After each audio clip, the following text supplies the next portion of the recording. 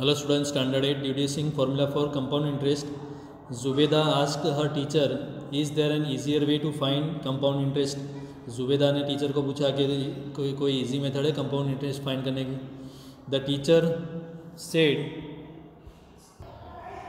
There is shorter way of finding compound interest. Let us try to find it. Suppose P1 is the sum on which interest is compounded annually at rate of R% per annum. तो P1 is equal to 5000, R is equal to 5% दिया है. Then by step mentioned above, तो ये तो SI1 first year का simple interest PRN upon 100. तो P दिया है 5000, R इक्वल टू 5% और N 1 ईयर है, राइट. तो P R into 1 upon 100, right. तो रुपीज़ अगर हम अमाउंट फाइंड करें फर्स्ट ईयर का, तो P प्लस आई, तो 5000 P है, प्लस ऊपर जो हमने लिखा SI1, तो 5000 कॉमन निकालेंगे तो यहाँ पर क्या बचेगा, 1 बचेगा. 5000 कॉमन निकाला तो 5000 1 जा, और 5000 कॉमन निकाला तो 5 1 जा 5 अपॉन 100, राइट. तो ये हमें मिलेगा P2, राइट. अमाउंट प्लस जो भी होगा वो सेकंड ईयर का क्या होगा, amount plus interest second year का, प्रिंसिपल प्लस इंटरेस्ट जो अमाउंट आएगा वो सेकंड ईयर का प्रिंसिपल होगा. तो SI2 इज इक्वल टू करेंगे तो 5001 प्लस 5 अपॉन 100 इंटू 5 अपॉन 100. तो 5000 इंटू 5 अपॉन 100, और ये जो कॉमन निकाला वो, राइट. मतलब ये वाला लिखा और ये लास्ट वाला लिखा, और ये जो बीच में है वो यहाँ पर हमने ज्वाइन कर दिया, राइट. ये ऊपर जो मैंने अंडरलाइन किया वो यहाँ पर लिखा हमने, ओके. देन आगे क्या किया हमने, और यहाँ पर दूसरा बताया है कि SI1 is equal to PR 1 upon 100, A1 is equal to P1 plus SI1, तो P1 प्लस P1R अपॉन 100. तो P1 कॉमन निकाला तो 1 plus R upon 100 is equal to P2. तो SI2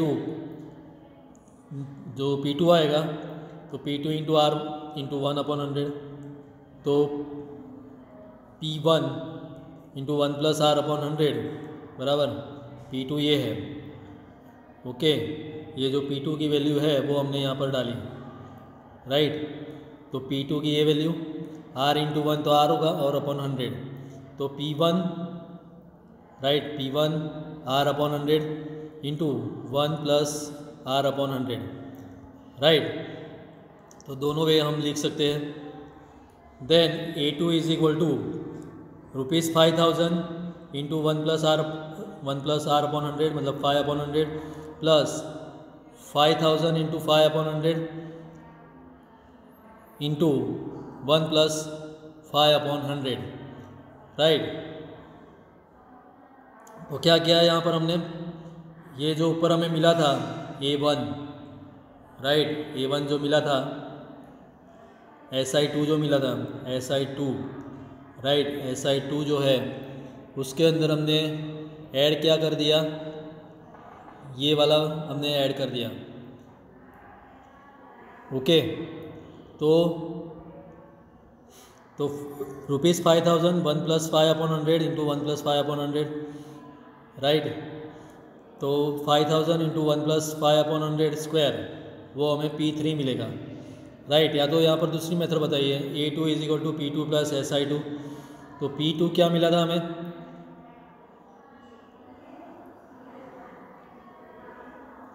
P1 1 plus R upon 100 plus P1 R upon 100 1 plus R upon 100. तो P1 into 1 plus R upon 100 और 1 plus R upon 100, तो 1 plus R upon 100 square is equal to P3 आया, right. Proceeding in this way, ऐसे ही आगे बढ़ते जाएंगे. The amount at the end of the n years will be AN is equal to P1 into 1 plus R upon 100 raise to n. So we can say that A is equal to P into 1 plus R upon 100 raised to n, right. तो ये n निकाल दिया और हमने simply लिखा, right. यहाँ से n निकाल दिया और simply a is equal to p, और यहाँ पर से भी 1 निकाल दिया, तो p into 1 plus are upon 100 raise to n। Okay, ये कंपाउंड इंटरेस्ट की फॉर्मूला हमें मिली, amount for compound interest. Okay, ये फॉर्मूला मिली। So Zubeda said but using this we get only the formula for the amount to be paid at the end of n years, not the formula for compound interest. Aruna at once said that we know Ci is equal to a minus p, so we can easily find the compound interest too, right? तो Ci की formula तो पता है हमें a minus P, तो compound interest भी हमें मिल जाएगा। मतलब ये फॉर्मूला से हमें क्या मिलेगा, अमाउंट मिलेगा, और ये फॉर्मूला से क्या मिलेगा, कंपाउंड इंटरेस्ट मिलेगा। तो कंपाउंड इंटरेस्ट फाइंड करना है तो पहले अमाउंट फाइंड करेंगे, और अमाउंट में से p माइनस करेंगे तो क्या मिलेगा, कंपाउंड इंटरेस्ट मिलेगा। Then example 11, find CI on ₹12600 for 2 years at 10% पर एनम कंपाउंडेड, राइट। तो फॉर्मूला में रखेंगे हम a is equal to p 1 plus are upon 100/n। Principal दिया है 12,600, ओके 12,600 प्रिंसिपल दिया है। रेट ऑफ इंटरेस्ट दिया है 10%, राइट। एन दिया है 2, तो 12600 1 plus 10 upon 100 whole raise to square, तो 0 0 कट कर दिया हमने, तो 10 1 जा 10 प्लस 1, तो 11/10 होल स्क्वायर, तो 12600 इंटू 11/10 11/10, तो मल्टीप्लाई करेंगे, 2 0 कट हो जाएंगे, तो 15246। CI is equal to a minus P, तो 15246 माइनस 12600, तो 2646। इसकी मेथड हम करेंगे नेक्स्ट वीडियो में। ओके।